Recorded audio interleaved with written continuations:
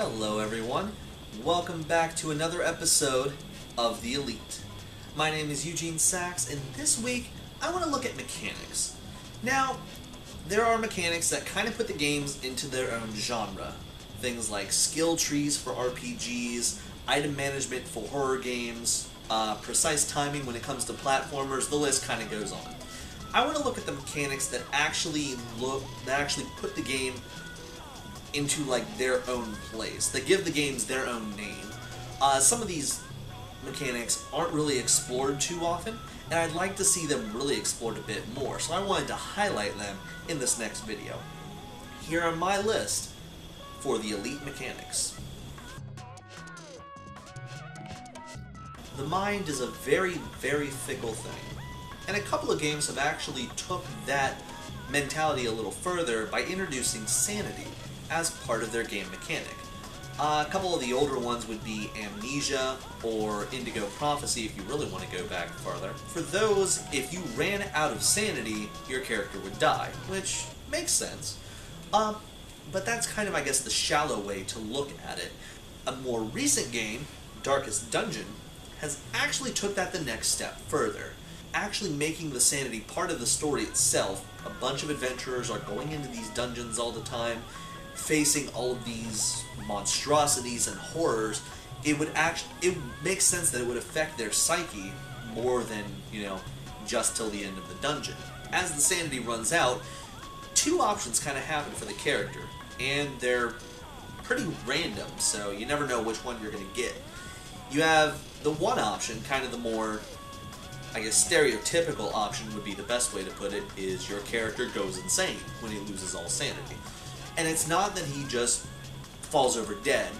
It would be things like he starts to babble incessantly, or becomes really selfish, or becomes just terrified and starts bringing down the morale for the rest of the party, which then, makes them less likely to be able to hit the enemies, less likely to succeed. The flip side of that is when they lose enough sanity, they get kind of this spark, they get their mojo back, and they just kind of burst forth, making sure that they get out of this alive, which then, of course, raises the morale of everyone, makes them more likely to hit, and it's a nicer mechanic to really aspect, like, the mental state and what characters have to go through in order to be able to be successful. I think it's something that could really be explored a little more, and I would love to see some future games do that.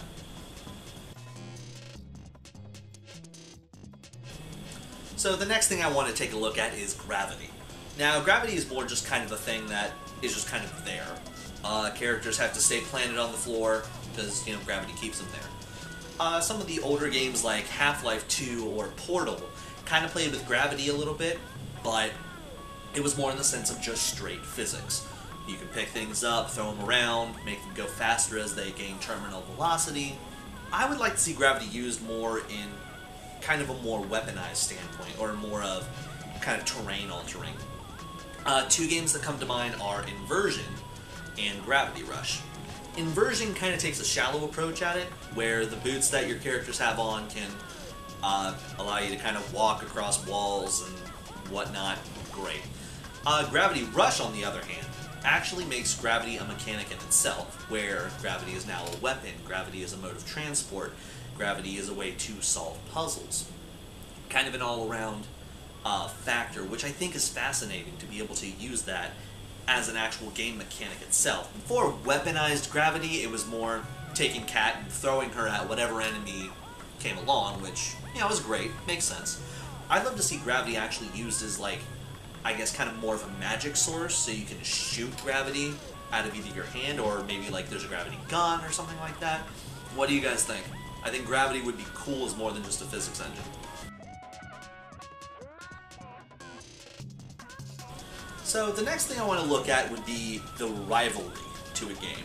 Now, I think a grudge match really makes a game kind of more exciting. It is kind of cliche, I think, in most games where, you finally beat an enemy, there's a building on top of them at this point because you guys have just blown everything up. You turn and walk away, feeling victorious, knowing, yes, I finally defeated him. Camera pans back over to him and you get the whole, die-hard thing, and the hand just juts up from the rubble. I will get him back. I mean, it works for most games, but I think it could be pushed a little further. One game that really took Rivalry to the next step would be Shadow of Mordor, with its Nemesis system. There are a bunch of named enemies in the game, and they'll be like chieftains or some type of bigger boss. Now, if you're able to, if you come across them and you take them down, great. Unless you decapitate them, they're going to come back for you. They'll come back, they'll have all kind of new scars, they'll have probably a tolerance to whatever you killed them with last time, and it'll be a little harder to kill them.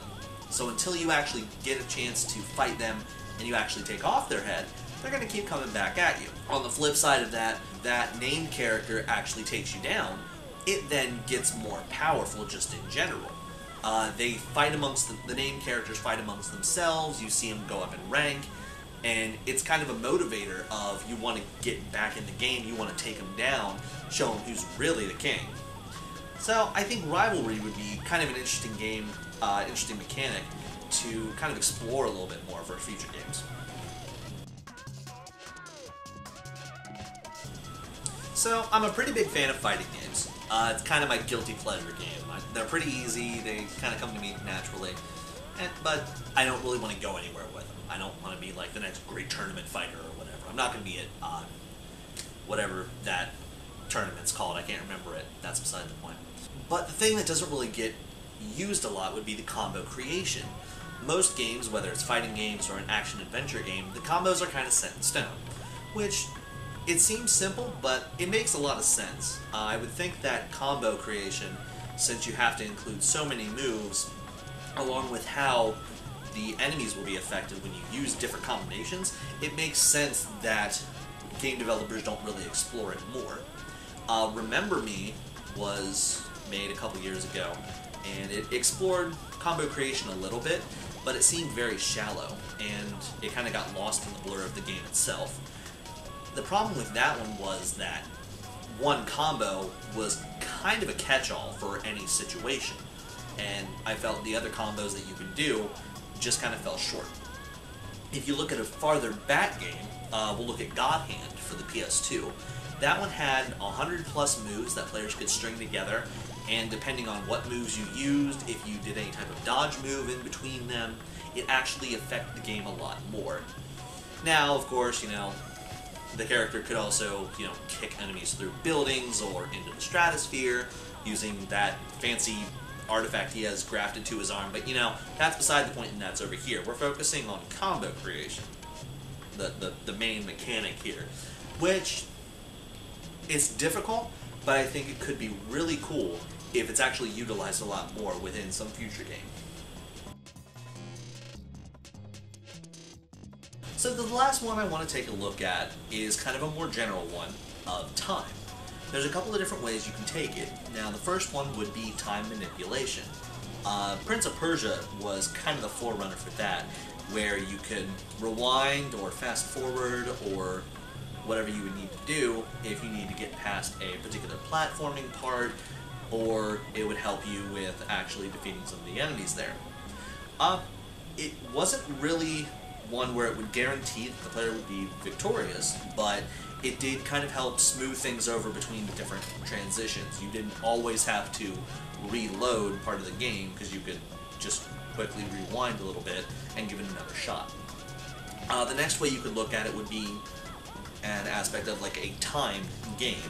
A couple of instances of this would be Majora's Mask, or the indie game on Steam called, Half Minute Hero, where the timing for the game itself is a crucial point for the entire aspect of the game. Half Minute Hero, of course, you have half a minute. Majora's Mask, on the other hand, you have the 3 days. You can kind of manipulate it going back and forward and back. If you go back at any point, you reset any type of progress you made, which is kind of a cool way. That's kind of the risk there of, yeah, you can definitely go all the way back to the beginning, so you can restart and try it again. You also lose all your progress, so you got to do it all over. The last thing that I want to look at for time is the day versus night cycle. Now, Kind of the shallow way to do it is, I guess, kind of the way that the Pokemon games have done it, where depending on if it's day, night, afternoon, and depending on what location you're in, it'll affect what Pokemon come out that you can catch. Another one that did a really good job with it would be Dying Light, where in the day it's more of an action-adventure game, and at night it's more of a survival horror. The blending of those two really make the game stand out on its own. Really, for any way that you want to take it, I think time would be a great way to kind of make a new fold to the next generation for gaming. Anyway guys, that's all I got for this week. Were any of these mechanics really ones that stood out to you, or can you think of a couple others that I may have missed? Let me know in the comments below. You can follow me on Twitter, at Eugene_Sachs for any more updates from me. Be sure to give InvisibleGamer.net a follow as well.